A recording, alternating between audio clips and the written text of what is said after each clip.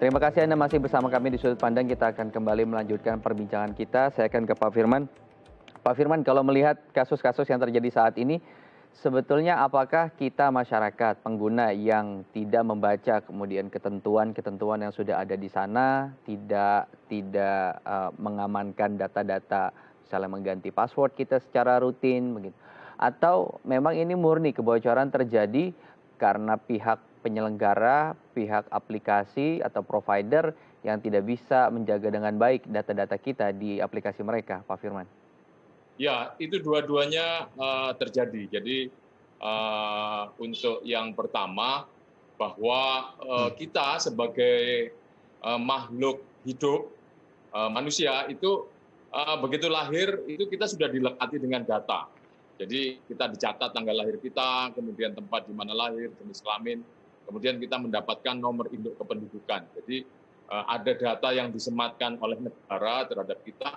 Demikian juga ketika kita sakit dan sebagainya itu ada medical record-nya, obat apa yang pernah kita dapatkan, kemudian tindakan medis apa yang kita Hmm. peroleh dan sebagainya. Nah itu ada data-data yang melekat pada diri kita. Nah selain Hmm. itu di era digital ini ketika kita berhubungan dengan semua perangkat digital, Google, kemudian sosial media kita, itu kita memproduksi data. Jadi sesederhana kita memberikan like, komen, Hmm. posting, konten di media sosial, itu kita sedang memproduksi data.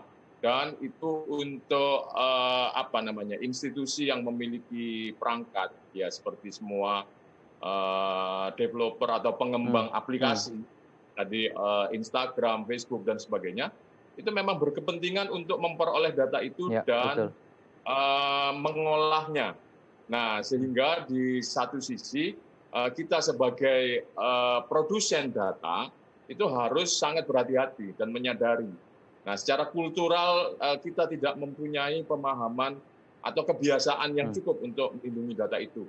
Perubahan dari budaya analog ke digital begitu cepat, kemudian kita tidak membayangkan bahwa setiap aktivitas kita dengan perangkat digital itu Terekam. akan menghasilkan jejak digital. Itu satu hal. Nah, hal yang lain yang tadi disampaikan Mas adalah apakah ada kelalaian dari pengumpul data dalam hal ini aplikasi. Nah, itu bisa terjadi dan itulah yang Hmm. terjadi seperti yang tadi saya sebutkan Tokopedia, kemudian KPU, Hmm.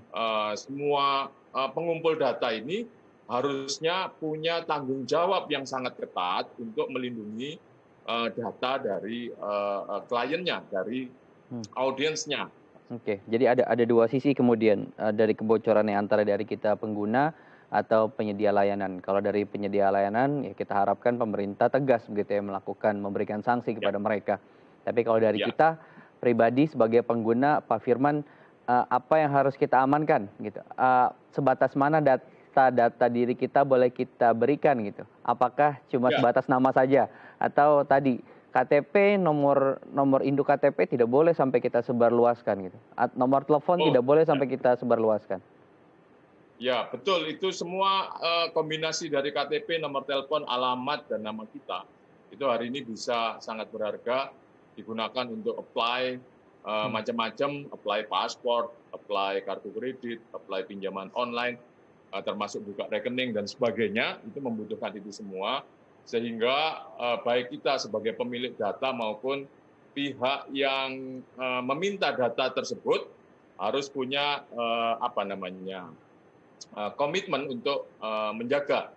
Kemudian Ya. juga ketika kita menerima paket, sekecil kita menerima paket ada namanya, alamat lengkap sampai ke kelurahan, kecamatan, Hmm. nomor kode Hmm. pos, juga nomor telepon. Nah, ketika menerima paket nggak dihancurkan tuh alamat dan Hmm. sebagainya. Hmm. Hmm. Ketika ada pihak lain yang menemukan, itu bisa dimanfaatkan tadi untuk digabung dengan data-data yang lain sudah bisa untuk apply sesuatu. Nah, di sini Oke. publik harus melindungi sampai seteliti itu. Oke, lagi-lagi literasi harus kita, kembali gaungkan gitu ya, agar masyarakat Betul. paham bahwa ada jejak digital kemudian tidak hilang, ada behavior analitik kemudian yang dikumpulkan oleh pelaku aplikasi gitu, dan itu Ya, berkaitan dengan tadi kehidupan kita. di dunia digital ataupun di dunia realitas. Kita akan ke Mbak Katlia. Mbak Katlia, setelah kita kemudian tahu bahwa data kita bocor gitu, sejauh ini yang Mbak Katlia lakukan apa? Apakah ada kemudian melapor kepada lembaga terkait gitu atau lembaga tertentu yang menangani otoritas seperti ini? Atau sejauh ini hanya melalui sosial media saja melakukan share bahwa saya mengalami kebocoran data?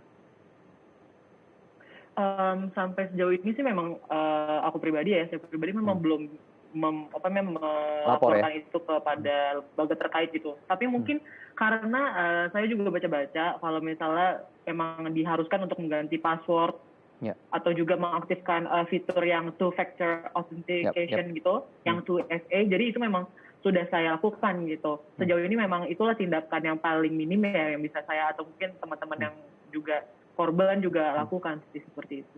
Oke, baik. Kita harus jeda dulu Mbak Katlia dan juga Pak Firman. Nanti kita akan sambung lagi perbincangan bagaimana cara kita kemudian melakukan laporan. Lembaga-lembaga seperti apa yang harus kita tuju Pak Firman ketika kita mengalami kebocoran. Kita harus jeda, jangan beranjak pemirsa. Tetap bersama kami di Sudut Pandang.